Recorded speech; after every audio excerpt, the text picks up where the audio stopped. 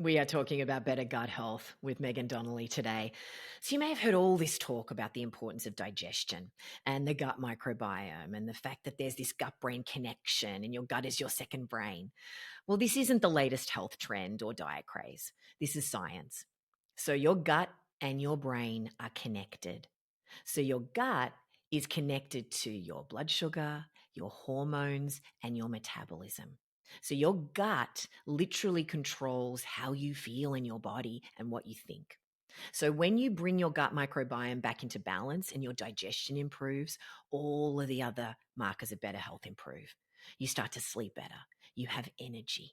You can regulate your blood sugar and your blood pressure and your cholesterol. You can lose weight and you just feel happier.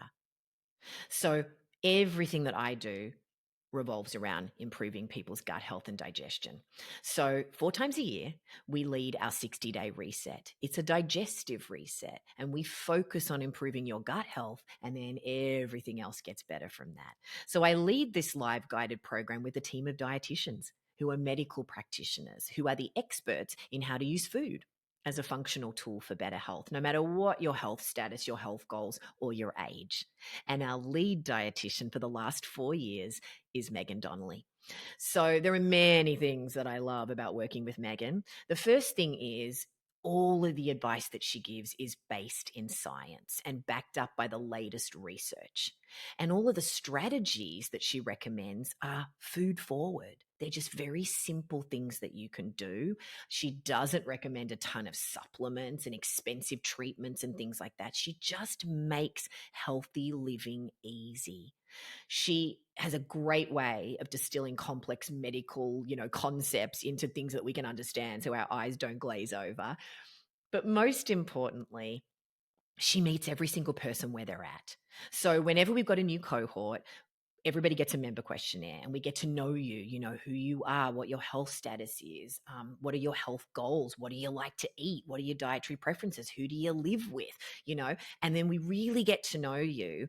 And then Meghan looks at your situation and sort of says, okay, so here's what might be appropriate for you. And then we get to tweak it over the course of the 60 days, right? And I have just seen her help thousands of people in our community not only achieve their health goals, but do it with their friends and family and actually have fun. So, there are love letters that I get every week about how incredible Meghan Donnelly is. So I think you are going to love hearing from her because she just makes everything she makes everything better. So let's get the skinny from Meghan Donnelly. Welcome, Meghan. I am so excited to have you on the podcast because I want to give everybody a little taste of you and I talking about nutrition. Any chance we can get to hang out and talk about how great food is for you, we'll take it, right? So, for those of you that don't know Meghan, she is a registered dietitian out of New York City. She's the lead dietitian for Skinny 60, one of my health programs. She specializes in gut health and women's health and kidney health and FODMAPs, all kinds of digestive disorders. And what I love the most about her is that she just has a food forward approach and is so relaxed and just meets people where they're at with their food, so that you can use food as a functional tool for better health. So Meghan, I want to dive in with you and ask you about where this love of good food and using food as medicine came from. Did you grow up in a family that was interested in health and nutrition? I know you love to cook like I do. Did you cook with your mother? Just tell us a little bit about your food journey as a kid. Yeah, actually, not at all. My parents were my parents were very busy, and so we were kind of always on the go. We were that family that was always running to a million sports practices, and so no, I mean, I really did grow up on the standard American diet, which was one that was a lot of fast food, a lot of takeout, and a lot of on-the-go snacks and frozen meals. So, but I will say, I always really loved food and eating. And whenever we would go out to dinner, I would get really excited about what was on the menu. So I always loved exploring. Eating. Yeah, yeah. I loved exploring different cuisines, but the nutrition piece came a little bit after. Yeah, so what was that it has to be me moment where you went, I'm into this. I want to explore this as a career. Did you love science at school? And, did you take classes in high school before you went to college?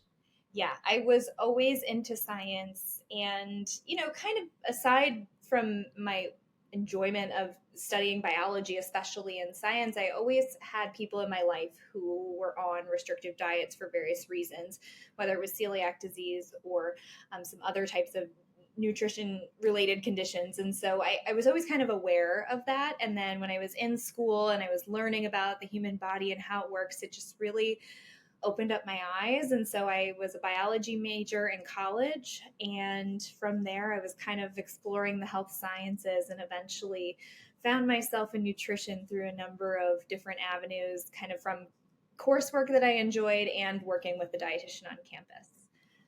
Oh, tell me about working with a dietitian on campus. Was that an It Has to Be Me moment where you met a dietitian and saw the impact? I'm assuming it was a woman. Was it a woman? Yeah. It was. Most dietitians are women. I just say that not to be sexist. But did you meet this person? What was her name? And did she have a huge impact on you where you went, yeah, I want to be her. I want to do that for a career. Yeah, her name was Kathy, and I was Hi, just, Kathy.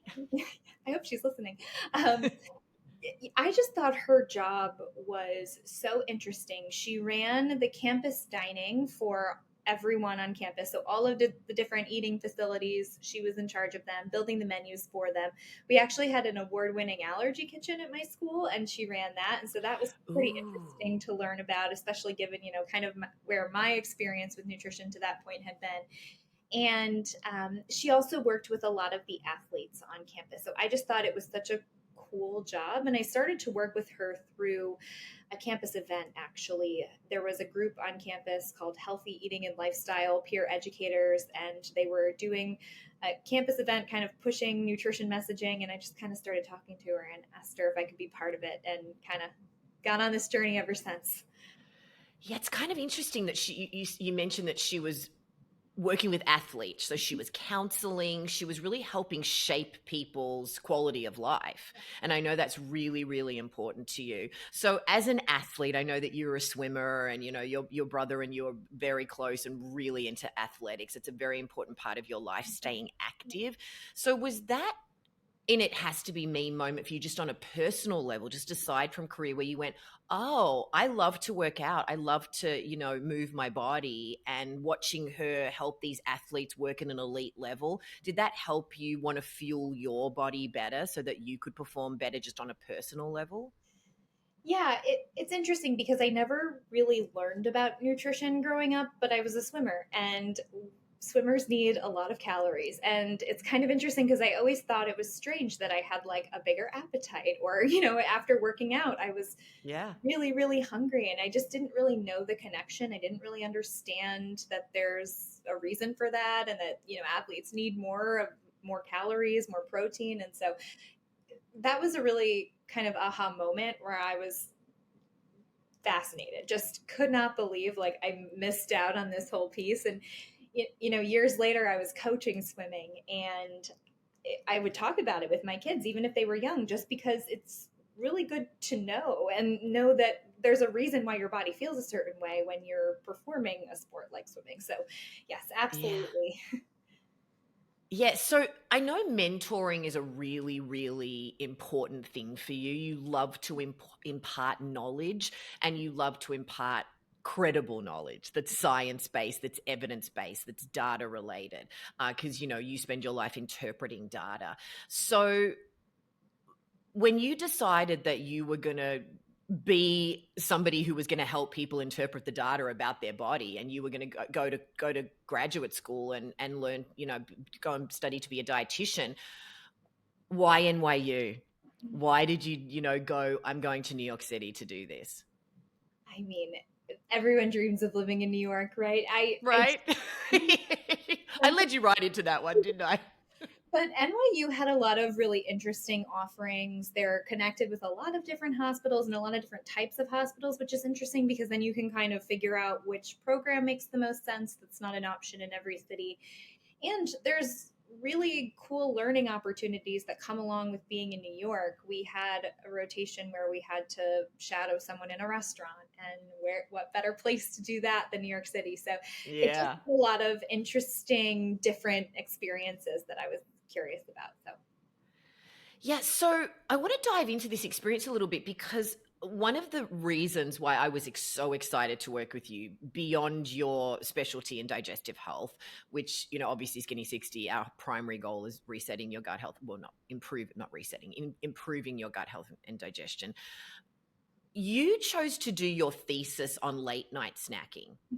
And from what I'm hearing about your childhood and about, your upbringing and years in college, I'm imagining you were a late night snacker. Am I right in assuming I that? mean, I had practice in high school till 10 o'clock at night. So I absolutely ate when I got home. Wow. Yeah. Totally. So you deciding to do your thesis on late night snacking, can you just tell us a little bit about what you learned about that?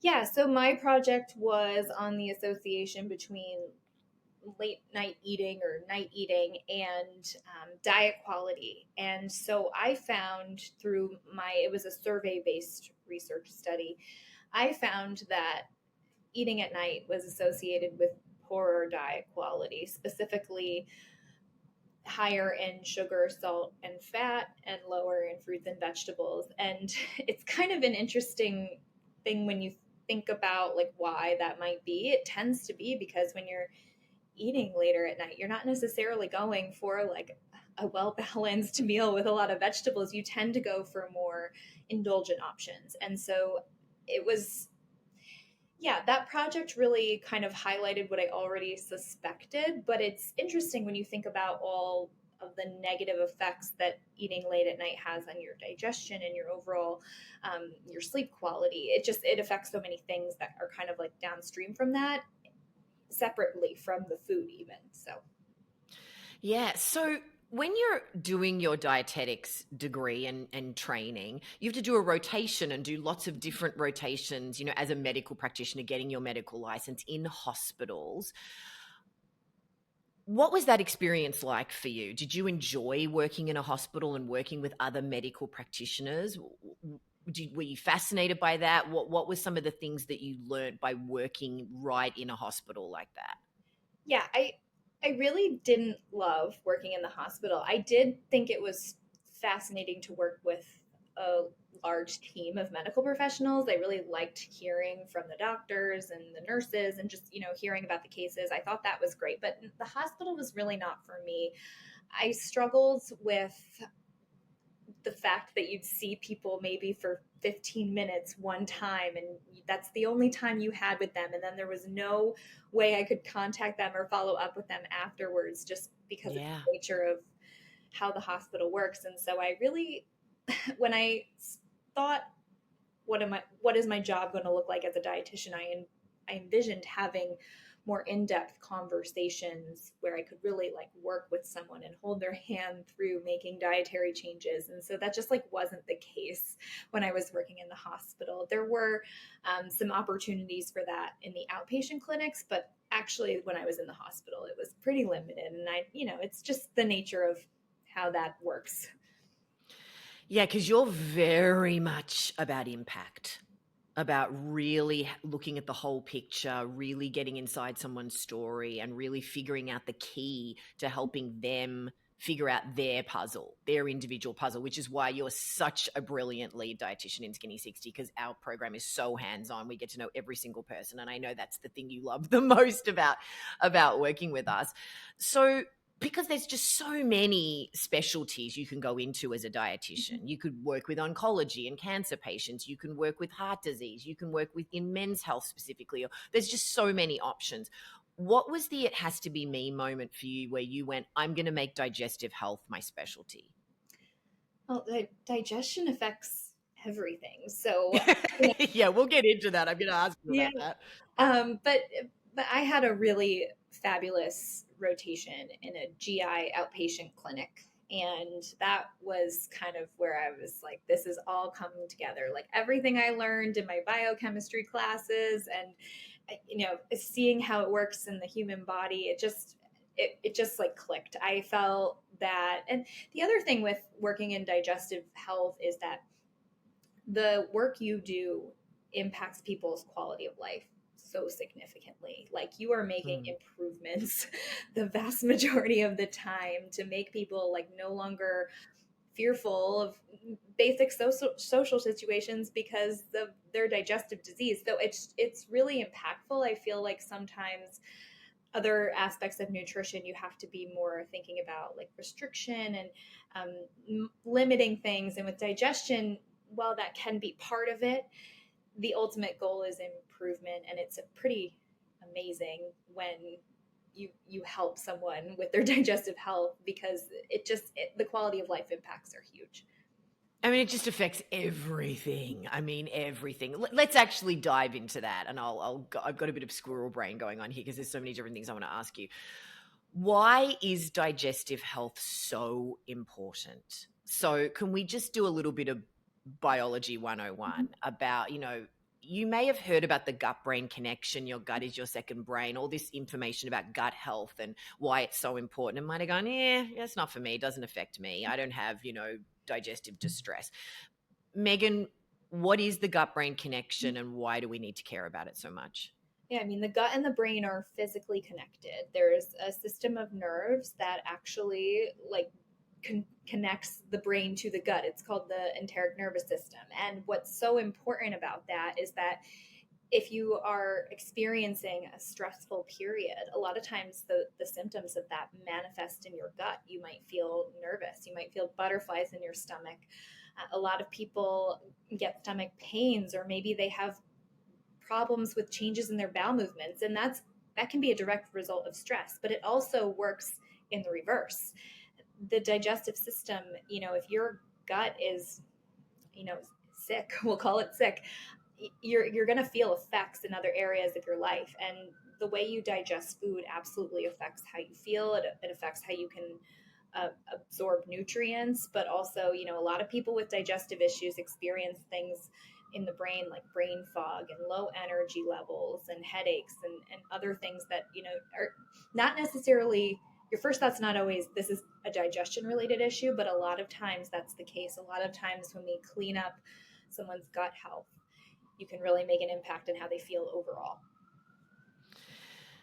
Yeah, look, it's just so fascinating to me. Obviously, we experience this every day in Skinny 60, just helping people with their digestion and the dramatic improvements. The minute you improve your digestion, every other marker of health starts to improve. It affects your blood sugar, your blood pressure, and your cholesterol, your sleep, your energy, like you said, your mood stability, your hormones. I mean, just absolutely everything. It just controls everything. If your gut's in trouble, the rest of your health is in trouble. So, Meghan, when you decided to make digestive health your specialty, why did you move into a food company right out of college? Like, what was that it has to be me moment for you where you went, I'm going to go work in a food company to kind of go down that path? And it was a gluten-free food company. So what was that interest for you where you went, yeah, this is where I want to be right now? Yeah, it's kind of a multi-layered decision, I would say. First of all, the company I worked for in particular was really focused on research and finding, Oh, you would have loved that. yeah, Yeah. yeah, and also finding foods that were kind of meant to be Me Too moments, so that people who have to follow some sort of restrictive diet don't have to miss out on something that tastes really delicious. And so that speaks to me really well. Ooh, wait a second. I want to ask you about that. I have never heard someone say a Me Too moment with regards to food. Yeah. Is that something that they coined in the company or that's something out there? I just haven't heard that before. I'm fascinated by that. Yeah, that's something we would say internally. We would create Wow. experiences for people who couldn't have a whole category of food. Gluten-free foods historically have not tasted great. They haven't had great texture, and that's changing a little bit. But Yeah. that was really the goal, is to create an experience that was just like what someone who wasn't on a gluten-free diet would experience. Yeah, okay. And what did you learn that informs your practice today from working at the food company in terms of meeting people where they're at. And one of the things I love about you is that you're not extreme. You know, it doesn't have to be everything fresh and everything homemade and everything perfect. You know, you're really flexible like that, because it's just not realistic to be doing that all the time. So being in a commercial food company that was putting out commercially produced products, did that help you see that people need those sort of things to actually make this doable in their life? Yeah, for a lot of people, having an option that's easy and ready for them and meets the needs that they have, in this case, it was gluten free, that's a really important thing. And I feel that, there's got to be a balance between enjoyment and ease and what fits with your lifestyle, and then also nutrition. And so I found that, working at a food company really did show me, like, there, dietitians, sometimes people assume we're like the food police and that we hate processed food, but there is a place for certain things. And also the impact you can have.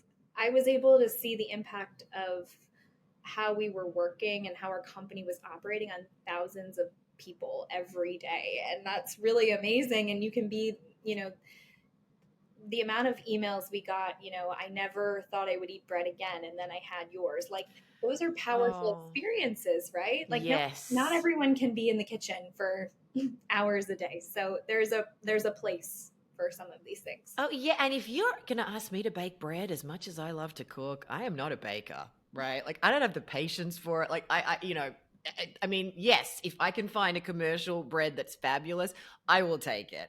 I was not one of those people feeding my sourdough starter during the pandemic, but I loved watching everybody else that was. So, what was the next it has to be me moment where you went, I'm going to set up a private practice at nutmegnutrition.org?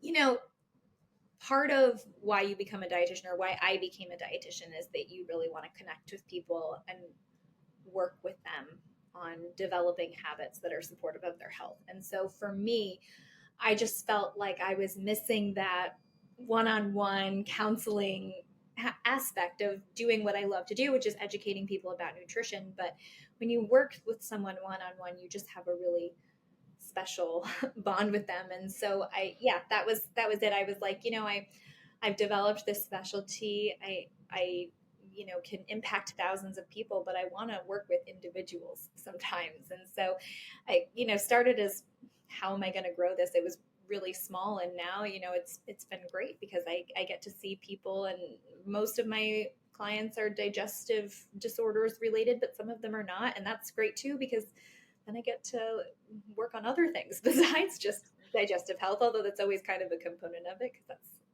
I mean, it's always a component of everybody's thing, right? I mean, that's what I love about it so much, is that it affects absolutely everybody. So, what about your other specialty? So, you specialize in food intolerances and helping people navigate that. Where did that come in for you? Your particular interest in that?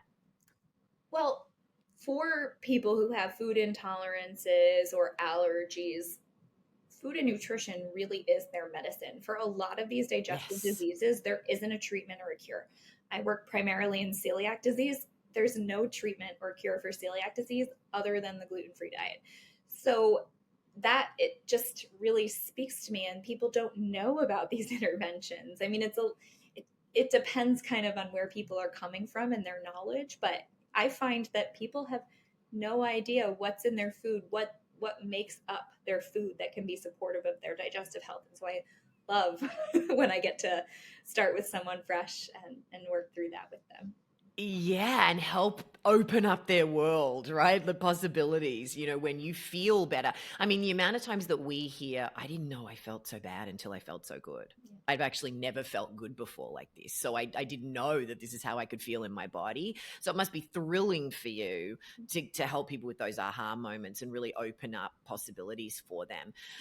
Where did the FODMAPs thing come in for you, where you went, I'm going to go and get a FODMAP certification? Let's first of all just explain what FODMAPs is for the listener.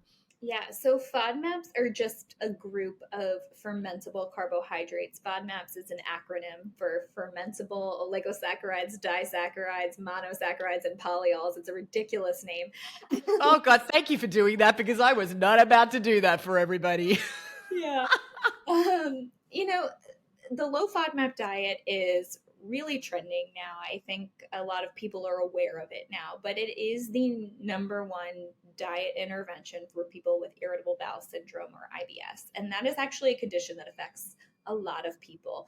It affects anywhere, the estimates show from 10 to 15% of the US population. So it's a lot of people walking. Whoa. Yeah. That is millions and millions of people. Yeah. So if Wow. you think about how that diet can play a role in someone's overall, like that many people are affected by the symptoms of IBS. Yeah. And Wow. the main symptoms are things that I think people kind of experience often. It's abdominal pain, severe gas and bloating, bowel movement pattern changes, usually either diarrhea or constipation, or it can be both. So a lot of people don't know how to handle these symptoms because they're uncomfortable to talk about. And I just felt like, well, first of all, if you really want to get into like food science and what's in your food and the biochemistry of it all, like the low FODMAP diet is really fascinating. Um, Fascinating. but also, taking that, you know everything about FODMAPs as a dietitian. You learn how to implement the protocols, but then how to make it something that can be sustainable for someone's life. That's the hard part. And with FODMAPs, you can make someone feel really good pretty quickly by eliminating a lot of foods. But I'm always telling people we are challenging those foods because the least restrictive version of that diet is the goal. And I am very clear. A lot of times people don't want to challenge foods. They're afraid to challenge foods. They don't want those symptoms, but we have to try to Yeah. get their gut healed and work our way back up. Yeah, and let's talk about the working the way back up because I'm thrilled as an Australian because the FODMAPs protocol was developed by an Australian and Monash University is the certification around the world, and I'm thrilled to see the awareness growing about this. But there is a lot of misinformation and people long term following the FODMAPs protocol, and the FODMAPs protocol should only be followed short term. And you're then going to reintroduce food so that you can eat more things. And so I will have you on again just to specifically talk about this because it's a real bee in my bonnet, and I know it is in yours as well. That there's so much misinformation; it should be navigated with the help of a qualified practitioner. So can I just ask you about that, just so that we can definitely share that with everybody within the context of this conversation? Yeah. I have seen everything from people being on this very restrictive diet for years to thinking that those foods cause their symptoms and were the root cause of their symptoms, which is not true. It's just kind of it's a what we call a functional disorder. So it's a problem with the function of the digestive system that we can work on, and it's not necessarily the food that's the problem. They're just Yeah. triggering the symptoms, and these are healthy foods that we want people consuming. There are a lot of good whole foods, garlic and onion. Those are things that make food taste great. So I'm always trying to really find a way to personalize it. And there's a lot of good options Yeah. now that you can do diet with supplements and lifestyle changes and kind of come up with a plan that makes sense for everyone. But every single person's different in what works for them. And so that's kind of fun. Oh, can we just dive into that a bit more about the personalized aspect of nutrition and really embracing your bio individuality, that what works for your neighbor, your friend is not going to work for you? That's the thing that you really love about this, right? Is really making it personal. I mean, every single human is different, and every single person's body is going to react differently. There are so many reasons for that: genetics, environment, preferences, what your gut microbiome looks like because of your environment. There's so many reasons why people tolerate food differently and why they choose the foods they choose. And not every food decision is because with nutrition in mind, right? Like there has to be a balance with enjoyment of food and your life experiences and the reasons you're choosing things. So I always try to consider that. One of my first questions I ask when I work with my clients is, what is your typical lifestyle like? Because I have to know that in order to understand, how much you can cook, how often are you interested in preparing meals a certain way? Like Yeah. if you're just given a standard diet or a handout or something without any like personalization, I find that these things are not sustainable or helpful. And just not right for you. I mean, just it's not going to work. Yeah. I mean, I know you and I just geek out together, like working with every single person in Skinny 60 and helping them figure out their puzzle. It's really cool. Where did the kidney disease specialty come in for you? That was actually started through my work at the food company, interestingly. So every Mm. dietitian has to rotate through a kidney disease unit in their rotations. That's standard. But we actually, at the company I worked for, had a brand of low protein products for people with kidney disease. And I kind of had to learn on the go, to be honest with you. But what I took from that was pretty impactful for how I practice now. Because at the time, the low protein diet for delaying the progression of kidney disease was not necessarily something everybody was embracing in the medical community. It was more of an abroad thing. In Europe, they did this for years, but not as much in the United States. Now, the guidelines absolutely recommend a lower protein diet for people with Yeah. chronic kidney disease in early stages. And what was interesting and what I found to be frustrating, and this is why I kind of inform my practice a little bit differently now, is I would go into a lot of doctors' offices and they didn't know a lot about nutrition. And a lot of times we would talk about diet and they would be like, that's too hard for the patients. They're not going to do it. I'm not going to worry about it. And Wow. nutrition does not need to be hard. If you're working with a dietitian who knows you and knows your lifestyle, it shouldn't be hard. So I really felt upset about a lot of that. And Uh, just I kind of yeah. I did a lot more research on kidney disease and started to get more into it. So yeah, well, my primary specialty is digestive health. I always will work with a kidney disease patient because it just really made me upset. And Oh, yeah. I think And you've worked with several people with kidney disease in our program yeah. beautifully. Do you know what is so unbelievable about that statement?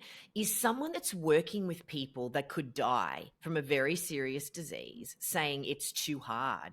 I would think that the disease was really hard and that reversing it, you'd be wanting to do anything. I mean, we can't, everything is easy and everything is hard. We decide where we take our easy and our hard. And people that say to me, cooking is too hard, eating healthy is too hard. Well, yeah, I'm front loading my hard because it takes more time, but then it's easier to digest and then my life is easier because I'm strong and healthy and can do whatever I want. Conversely, if I front load my easy and I just eat fast food and bad food, it's harder to digest and then life is really hard when I get a disease. So to that doctor out there, I say, I'm going to choose my easy and my hard differently. I mean, it just blows my mind. It also just blows my mind, the lack of nutrition training with doctors, how they get, a half a day at the most of nutrition training. And I think that that's the reason why, for people in our program, we always recommend, don't we, that they have a general practitioner and then any specialist they might need for health issues, etc. But that a dietitian is part of their general medical team, even if it's just once a year. One of the things that I love about you is that you don't overtreat people. Like once they're flying, you actually break up with them. You're like, I don't need to see you anymore. You're doing so great. Come back to me if you need support, but you're amazing. Whereas other people, oh no, no, no, I'm gonna need 10 sessions with you, like, and sometimes that is required, I know. But um what's your favorite thing about working with other medical practitioners? Because as a dietitian, you have to do that all the time, right? With each patient. You just learn their view, right? Their perspective Mm. is valuable. And when I speak, especially with gastroenterologists, sometimes there's a little bit of a clash. Like if I feel that they recommended a diet and it maybe wasn't the one I would have started with, but that's what the person is referred to me for. It's always interesting to hear their dialogue, that even though the doctors don't necessarily know about the science of food and nutrition and they don't know what's in food like dietitians do, they still have a really amazing grasp on anatomy and physiology. And so Yeah. I love hearing that. And you know, I work a lot with psychologists as well. That is also fascinating because a lot of times, like we were talking about the gut brain connection before, that can make a really big impact on someone's nutrition status as well. So it's just always good. I think a multidisciplinary team is the best way to approach your health. I do think a dietitian should be part of that, at least on an annual basis. You know, it doesn't have to, you can just be part of like a wellness visit. You don't necessarily have to have like big nutrition goals, just to learn a little bit about your food and what you're consuming and why it makes you feel a certain way. It's always a good thing. Absolutely. I mean, once you get your annual checkup and your blood work back and you see what's going on, you then go to your annual visit with your dietitian and say, okay, here's what my blood work says. Here's what I'm doing. Here's my goals. Maybe I'm training for a marathon or maybe you're not. I've got surgery coming up or whatever it is, hip replacement, whatever. What should I be eating to support these goals? I mean, that's just always a great annual visit. I want to go back to something you were saying before about the impact of stress on gut health and overall health. And you talk about this a lot when we do our video calls every week with our community in Skinny 60, but just what you see in your private practice of the effects of stress on health and some of the studies that have come out recently about why we need to be looking at our managing our stress. Yeah, this is kind of the hot topic at medical conferences right now because we're starting to Yeah. understand that a lot of chronic disease, especially digestive diseases, are triggered by psychological stress. And they've actually done studies comparing psychological stress and physical stress, and they find that the psychological stress has a greater impact on the gut, and specifically the gut permeability and onset of digestive symptoms than any form of physical stress. And, you know, by physical stress, I mean pain. So psychological stress has a huge impact. It affects your hormones, it affects your digestion, it can affect how your brain operates. I mean, it's just so bad for your body to be in a constant state of stress, and it can really lead to long-term issues. And I think we're just starting to understand that. I think people tend to wear, oh, I'm stressed, I'm working so hard, like a badge of honor, but you actually need to be making sure your body's responding to stress well and that you're giving yourself the time to rest and heal and sleep. That's a big one too. Yeah, you see this a lot in your practice, don't you? And we see this all the time in Skinny 60. That when you put some stress management tools into your toolbox, the physical ailments start to decrease, things start to really improve. So can you just give us just an example of that in your practice? Like I know you work a lot with IBS, how that improves someone's digestion. Yeah. So with IBS, it's very interesting because there are actually two types of, we call them psychotherapies, that are in the literature just as effective as dietary interventions. And so they're Wow.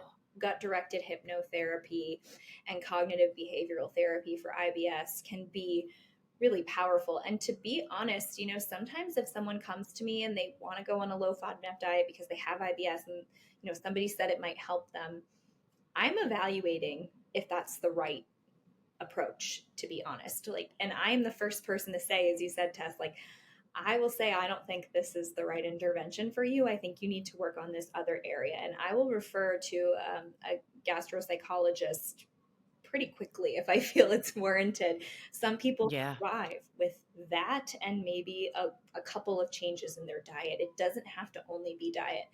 And it's kind of funny because it's kind of like I'm not advocating for my profession, but a lot of people come to me and I don't want medication. I don't want anything like I want to solve this through food.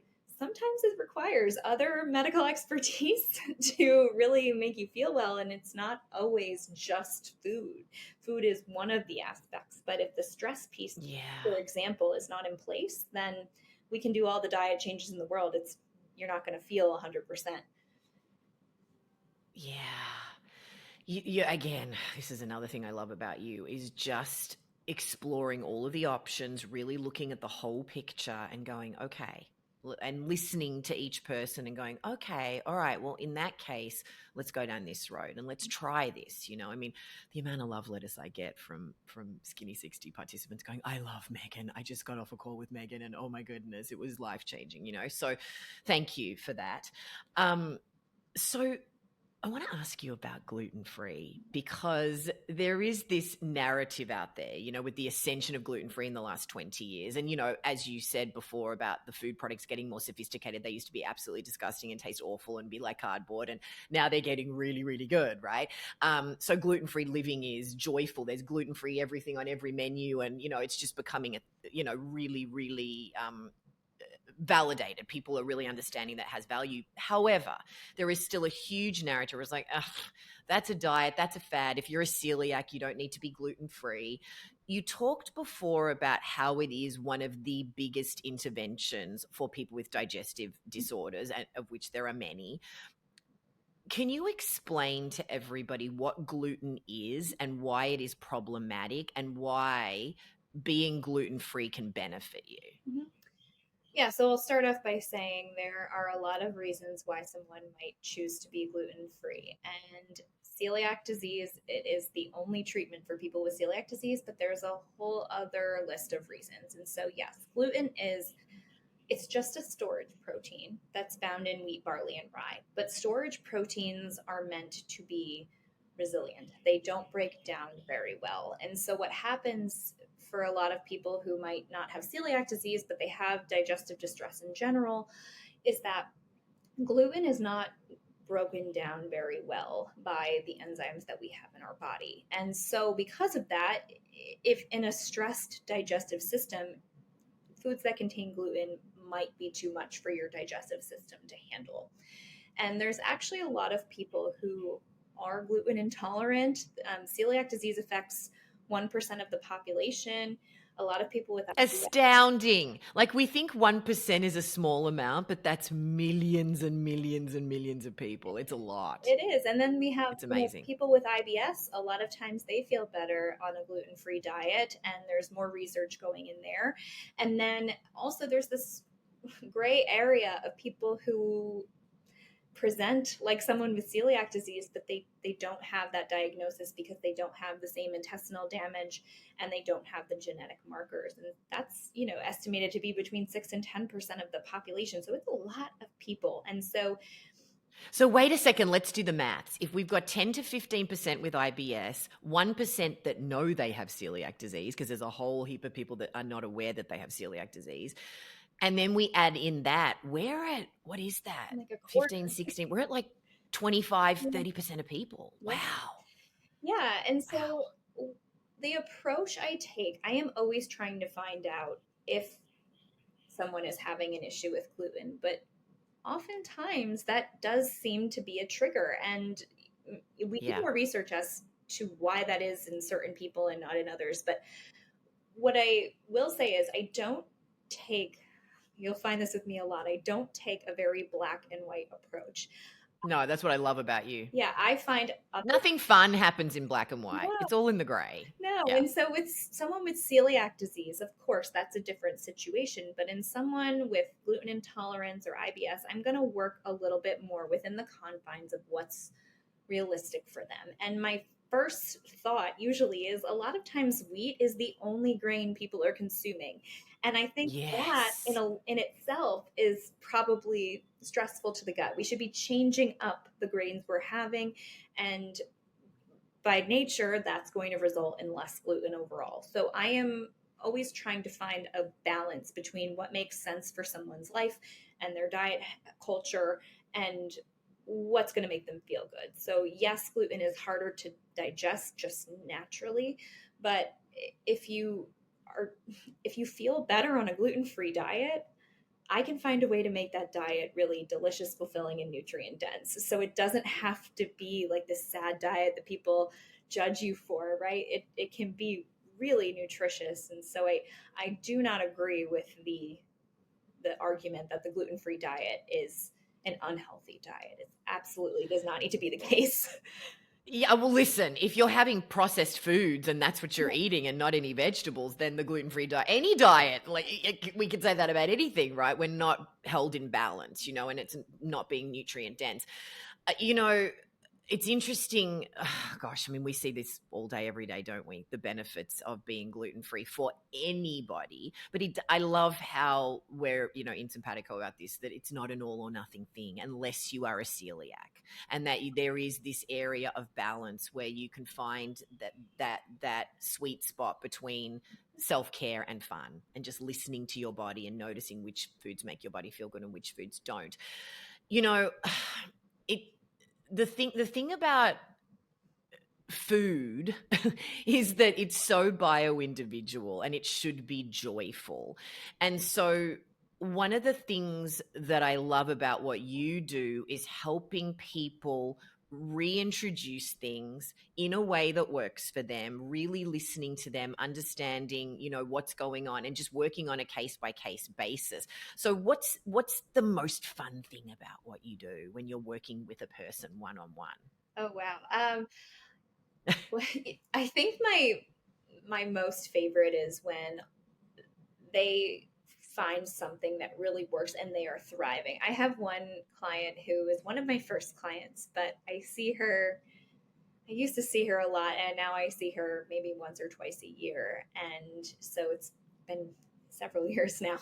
And she every year is like, I just need you to remind me of the things that work for me. And literally, it is like three changes that she has to make every year that she kind of knows, but life happens Yeah. on the way. And it's like, when she first started working with me, she was eating like five foods.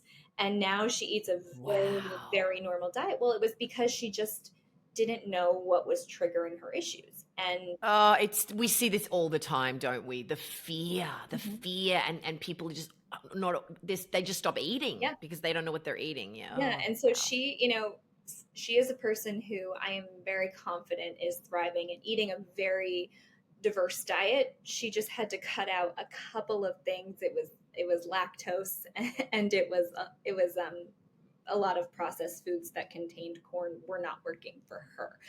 So Yes. this is, that's amazing. When I know, she's a teacher, she's busy, and she just couldn't get through the day before, and now she's really doing well. So that is like makes me feel like Yeah. everything is worth it. Oh, absolutely. It's the best feeling helping somebody get healthy, so they can go off and rock their life. Let's get some practical tools. You talked about just some easy things that she could do. What are some easy things that everybody can do to improve their gut health and digestion? What are some of the top things that you would recommend? So my first tip, I guess, would be to eat more plants. I mean, eating fruits and vegetables, the fibers they contain, the vitamins, minerals, antioxidants, they are just giving you so much good stuff. And people are not getting enough plants in their diet. I love the study that talks about the health benefits of eating 30 plants per week as a goal. I think that's like a Yes. really great way to think about it. Not just fruits and vegetables, it can be nuts and seeds and beans and legumes and all these other Yep. wonderful foods, but just having that as a goal, like you will feel the impacts of that pretty quickly. I have to talk about fiber. Fiber. Oh, it's your favorite subject besides gut health. Let's talk about fiber, because any SK60 participants will be like, Megan didn't talk about fiber. You talked for an hour and Megan didn't mention fiber. What's going on? I know. Well, it's so important for gut health. And so fiber is, to be honest, I use it as an intervention all the time, every day. It's just one of those things where you can really change a lot with a very little bit of food. So fiber is the indigestible part of a plant, and it's really important for moving food along the digestive tract. It pulls toxins out of the body. It helps maintain healthy blood sugar levels, healthy cholesterol levels. It helps you maintain fullness in between meals. So it just does amazing things for every aspect of your health. And I think by eating more plants, you will get more fiber in your diet, but most Americans don't get enough. Most Americans get like 15 grams of fiber per day. we need closer to 30. So that is. Yeah, so not even half. And let's just the amount. Let's talk about constipation, Mhm. because when you give that statistic about women on the first call of every cycle with regards to constipation, we just see everybody's eyes go like, "Whoa!" So can you tell everybody what the percentage is of women that are constipated? It's estimated to be 75% of women are constipated on a regular basis. Wow. Mhm. And I have to tell you, you and I, we do talk about poo and, bowel movements because we love some bowel regularity every day. We want everybody to be moving their bowels every day, right? Um, it's thrilling, isn't it? I don't know about you, but one of the thrilling things for me about Skinny 60 is all these women that had constipation and diarrhea and, didn't go to the bathroom regularly. All of a sudden they're going every day for the first time in their lives, and it's life changing. So are you as excited about that as I am? But I mean, that's like, woo! Yeah, because it's a sign that your digestive system is working, and Yeah. that means that other things about your health are going to be improving. So it's Yeah, nothing moves if your bowels don't right. move. It's kind of the way. Yeah, Yeah. absolutely. So besides fiber and plants, and this is what I love about eating a lot of plants. Plant-based, that term has become synonymous with veganism. They are not the same thing. That's plant only. So everybody should be plant-based. Your diet is based in plants, and then you supplement with other quality foods of your choice, whether you're an omnivore, pescatarian, vegan, vegetarian, whatever. So we've got eating plants, and we've got what else? Hydration has been on my mind. It's a summer right now. So for me, Yes. hydration is something you cannot ignore, especially in the context of digestion. So hydration, like water, keeps things moving as well. It makes sure nutrients gets to the cells that you need them, and it just nothing flows without it. It's kind of like fiber; it just your body Yeah. just needs it. And so, I have actually been really focusing on hydrating with most of my clients, especially if you're adding more plants to your diet. You need to be thinking about this, because when you add fiber, you have to add water, or you're gonna have a blockage, and it's not gonna feel fun. You're gonna get very constipated and probably have a lot of abdominal pain and gas and other things we want to avoid. So the health benefits of fiber are proven. We know that fiber is really healthy, but you have to be hydrating alongside that. Otherwise, you're going to feel really terrible. So, Yeah, I want to ask you about the protein piece, because this is another thing that gets missed. We have found typically that most men are eating way too much protein or too much protein in one meal. And almost every single woman that enters our program is eating way too little protein. And so, can you just talk about why knowing the appropriate amount of protein is so important, why protein's so critical for better body health? yeah. And protein's a nutrient that is pretty bio individual in terms of what you need. Everybody's levels are different. They're based on their body size, their age, their lifestyle, their disease status. It's really, really important that you kind of figure out what your specific needs are. And so there are some calculations you can use, but in general, as a baseline, the recommendation is approximately 1 gram of protein per kilogram of body weight per day. So you just have to do that math and kind of find a range that works for you. And I do encourage you to find a range, because it's unrealistic to say you're going to get exactly, I don't know, 60 grams of protein every day. Yeah. It's just, that's really restrictive. So a range. And with protein, people just don't understand what portion sizes should look like. So Yeah. your body can only assimilate 20 grams of protein or so at a time in order to get the benefits. And so, what that means is that you've got to be spreading your protein intake throughout the day and understanding what a portion of a certain type of protein looks like. It's going to be really different. An animal protein is going to deliver a lot more grams of protein per serving than something like beans, but you've got to know the serving sizes that are going to help you meet that like range that you're trying to get to. So it can be a little Yeah, it's eye-opening, isn't it, in Skinny 60, when people just go, Oh my goodness. I weighed that chicken breast that I got at that restaurant. It was my entire protein intake for the whole day. Like we think it's mingy if you have a smaller piece, but it is game changing because Megan, more protein is just more, isn't it? So do you want to just tell everybody the other thing that you tell everybody in Skinny 60? They go, what? What happens when we take in more protein than we need?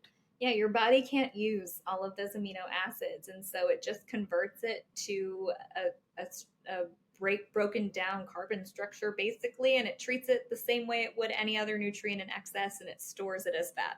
It stores that extra energy as fat. You're not getting any of the benefits from the amino acids. Yeah, it's an eye opener for everybody, isn't it? Look, the protein strategy in Skinny 60 is an absolute game changer. We just see people fly with it. One of the things that you're really big on is snacking and eating smaller meals more frequently throughout the day, not just as a digestive health strategy to improve digestion, but just for overall health. So, can you give everybody that tip because that's also a game changer? Yeah, I do not believe in being starving. Me neither. the snacking, eating smaller, more frequent meals is, when you're in nutrition school and you're learning all these diets, it's the intervention for most things. And the Yeah. reason is that it's giving your body consistent energy and nutrients so that it can function throughout the day.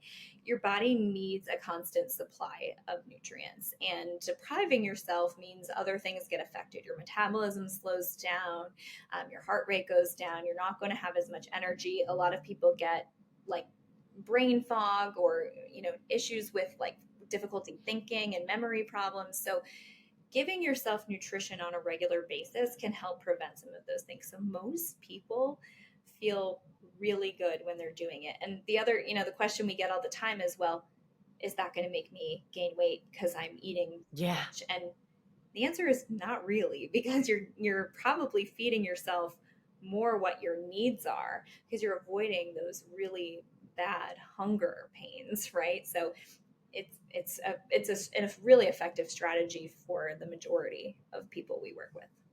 Yeah, I mean, we just see people fly. I mean, that's one of the things we see all the time, don't we, Megan? Is so many women are undernourishing themselves. They're only eating one meal or two meals at the most because they're afraid of putting on weight and then I mean, you send this to people all the time during the member questionnaires and evaluations is I think you're undernourishing yourself. You need to eat more and more often throughout the day. And then they come back to us a week later and go, I can't believe it. I'm losing weight eating more food than I've ever eaten in my entire life. And, it's just such a game changer and such an eye opener. But do you see that in your private practice a lot too, where women are just not eating enough? They're just restricting and they're in this deprivation mentality about food or, paralyzed with fear, like you've been talking about. Yeah, I see it every day. I've seen it in my own family. My mother actually, for years, struggled with health issues that she didn't understand, weight issues that she didn't understand. And when we were finally, I was, as I was becoming a dietitian, I was like, we should try something. Like, I think you need to eat more during the day. And, she grew up a Diet Coke for lunch, and then she'd have a dinner. Like, that was it. And it's not a lot of calories. It's Wow. not enough calories to make someone put on weight. It's not just about the calories, it's about the quality of the food. And her metabolism was screaming at her. It needed help. And ever Yeah. since she's been able to work more food into her daily routine, she's just, she's a totally different version of herself health wise. And so it's been amazing. I've seen it with so many people, but just my mom could not believe the amount of food. And it's not like she's force feeding herself. It's really just when you understand how your body is, what it's signaling to you, then you start to realize when you actually need a little bit of nutrition. And I'm not an advocate for force feeding yourself, but if you're not aware of what it feels like to be hungry, sometimes it has nothing to do with the hunger pains that you feel in your stomach. A lot of times it's subtle things like low energy or a headache or something that you just think is normal, and Yes. it's not. Yes. We see this all the time, don't we? Well, I'm not hungry. I just have a headache. Well, that might be your body's way of telling you need to eat something. And then and it could just be one or two bites of something. You say that all the time, don't you? You don't have to have a whole meal. You don't want to be bloated all the time, and they have a couple of bites. Oh, I mean, it's just, or you're dehydrated. You say that a lot I too, do, don't you? yeah. I mean, yeah, it could. We are not saying you need to have these large gourmet meals all day long, right? It can be Yeah. a handful of nuts, like whatever works for you. It's just, and honestly, it can take a little bit to get used to it. And I've seen with my mom, it took her like years to really be eating my goal of 6 meals a day for her. Um, And they're littler meals, though. That's the thing. It can be a few bites of something, and a snack can be a few bites of a leftover meal. It doesn't have to be a mhm. snack food per se. I mean, you're really great about educating people about that in our community. I love the phrase, whatever works for you, because it's so freeing with food. We can fall into the diet culture and really become a victim of, it's got to be one way. And I can't believe that diet's worked for everybody, but it didn't work for me. We're all about personalized nutrition. There is no one diet that works for everybody, which is exactly what you were saying earlier. you know, One of the things that, you and I talk about a lot is just what a privilege it is to be part of helping somebody make their dreams come true, and helping their quality of life. So I will have you on again to continue this conversation about nutrition, because it's so fascinating. But I close every episode with the same question. So I'm going to ask it to you. For somebody that has a dream in their heart, but they don't feel like they have what it takes to make it happen, or even within the context of this conversation we're having, "Oh, I can't make the changes. I'm just not going to be able to do it," or whatever, or "I can't do that," what would you say to them? I would say if it's going to be something that makes you happy, it's worth it. And if you're worried and don't know where to start, speak with someone who can help you get there. Like if you're worried about a nutrition change you want to make, work with a dietitian who's going to help you and make sure that you have the confidence to do whatever it is you need to do from a food perspective. So surround yourself with people who can help you. Don't be afraid to ask for help, and put yourself out there. I think it's always really exciting when someone's like, I just kind of went for it and my whole life changed. Oh, I love that. I mean, that is such a great message of, this is where I want to go. Can you help me get there? It's like, yeah. And there is a lot of uh, misconceptions or misunderstandings about what a dietitian is, and what is the difference between a dietitian, a nutritionist, and a health Mhm. coach. So actually, I do just want to close with that. Like, can you just explain to everybody what the difference is between those things? Yeah, so a dietitian or a registered dietitian, we are medical practitioners. We have a standard set of education requirements and training requirements, and we have the credentials to back up what we're saying. There are nutritionists and health coaches out there who don't necessarily have degrees. Those are not regulated professions. And so they might have great messaging, but they don't have necessarily the education and the medical background in order to support a lot of people following diets for different health reasons. And so I'm a big advocate for dietitians. I also like to tell everyone we are specialized a lot of times in a similar way that doctors are. So while we might know little bits about treating different things, you want to find someone that speaks to you and your health situation, because it can make a huge difference on how effective that is. Yeah, I just had to throw that in there, because when we are asking for help, we want to ask, when it comes to your health and nutrition, you want to ask for help from people that are medical practitioners and real experts in what they do. So just be really discerning about the people that you ask, so that you're getting really, really great information. Megan, I always love talking to you. We talk every week, so I get lots of opportunities to talk to you. But it was so lovely to just hear more about your story. I know everybody in the SK60 community is just going to be geeking out on this. So, yeah, for those of you in the SK60 community, Skinny 60, this is a love letter to you, because I know how much you all love Megan. For those of you that are not in our community, you can find Megan at nutmegnutrition.org if you want to work with someone who's just so delightful, and will just support you in such a beautiful, gentle, encouraging way. And you can also join us at Skinny 60, and you can just sit on Zoom with us and Meghan and I will just talk about nutrition like this, right? And you can ask us questions. It's so much fun. But yeah, can I have you back on? Because I want to ask you about some of these other things like FODMAPs and celiac disease and all kinds of stuff. Yeah, I'm always happy to, whenever you need me. Isn't she fantastic? So many takeaways from our conversation. The big one is, of course, the importance of better gut health, and then improving your digestion dramatically improves your quality of life.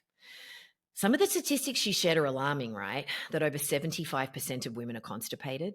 So if you are not moving your bowels every day, please pay attention to that and know that there are some very simple things you can do to turn it around and quickly. We see it all the time in our community. And that the symptoms of poor gut health and digestion might not be gas and bloating or constipation and diarrhea. There's so many other signs like poor sleep, low energy and fatigue, mood swings. Your hormones are all out of whack, headaches, brain fog, high blood pressure and cholesterol. That we need to be paying attention to these things and the importance of assembling a multidisciplinary medical team, having that annual checkup with your GP, getting your blood work done, and then taking those results to a dietitian and saying, this is my health status, these are my goals, this is what I'm eating, what can I do to help me achieve what I want to achieve? And the importance of finding practitioners who are going to really listen to you and look at your whole story. One of the things that makes Meghan such a brilliant practitioner is that she doesn't just take in the medical stuff, the health status, and the nutrition goals. She looks at your lifestyle, your personality, who you live with, what you want to do, what you like to eat, right? And helps you find interventions and solutions that are going to be sustainable for you. That healthy living doesn't have to be this arduous, torturous thing. You don't need to diet and deprive yourself to reach your health goals. You can eat strategically and eat beautiful, delicious food with your family and friends.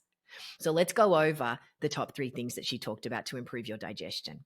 Number 1 is eating more plants, eating fruits and vegetables, nuts and seeds, whole grains. Number 2, taking in a lot of fiber, soluble and insoluble fiber from those plant foods. And number 3, hydration, making sure you're staying hydrated. The protein piece that we were talking about is a really big strategy in our 60-day reset because it's a game changer.